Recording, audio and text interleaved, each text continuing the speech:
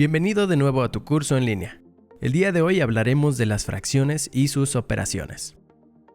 Una fracción también es sinónimo de división, cociente, razón o parte. Entonces, cuando hablemos en alguno de estos términos, podemos utilizar una fracción para representarlo. Normalmente decimos que una fracción representa una parte de un total, y el ejemplo más común es cuando tenemos una pizza. Sí, la pizza está dividida en 8 rebanadas y una persona toma 3, entonces tiene 3/8 de pizza. 3 representa lo que tiene y 8 el total, y por el lugar que ocupan en la fracción reciben un nombre. Si está en la parte de arriba de la línea fraccionaria se le conoce como numerador. Si se encuentra por debajo se le conoce como denominador. Puede que al inicio las fracciones sean intimidantes, pero no te preocupes, lo revisaremos paso a paso. Multiplicación de fracciones. Iniciamos con la multiplicación, por ser la más sencilla de realizar. Al tener dos fracciones que se están multiplicando, para resolver la operación, multiplicamos en la línea recta, como se muestra en el ejemplo. En el caso de tener más de dos fracciones que se multiplican a la vez, es posible resolverlo multiplicando todo en línea recta. De hecho, existe un truco para resolverlo más rápido. Lo que podemos hacer es aplicar algo conocido como ley de la cancelación. Si en una fracción tenemos multiplicaciones en el numerador y denominador, podemos eliminar los datos que sean iguales. Con esto nos ahorramos resolver una multiplicación extensa. Resolver multiplicaciones nos va a ser sencillo si tenemos práctica con la multiplicación de números enteros. Pero, ¿qué pasa en el caso de las divisiones? Bueno, la división de fracciones se parece un poco a la multiplicación en el hecho de que se utilizan multiplicaciones, aunque el orden es distinto. Si tenemos dos fracciones que deseamos dividir, lo que hacemos es multiplicar cruzado respecto a la primera fracción y después volvemos a cruzar para poner el resultado. En el caso de tener más de dos fracciones, puede suponer un problema, debido a que debemos respetar cómo funciona para dos fracciones. Así que debemos realizarlo de la siguiente manera. Conocemos que la operación contraria de la división es la multiplicación.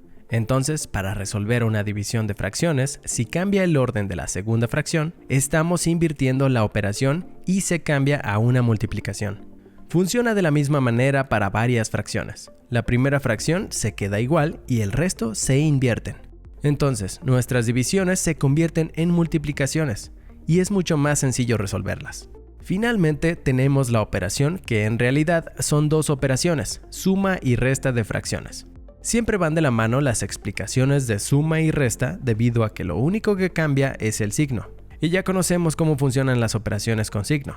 En el caso de las fracciones hay dos tipos y depende del denominador. 1. Cuando los denominadores son iguales.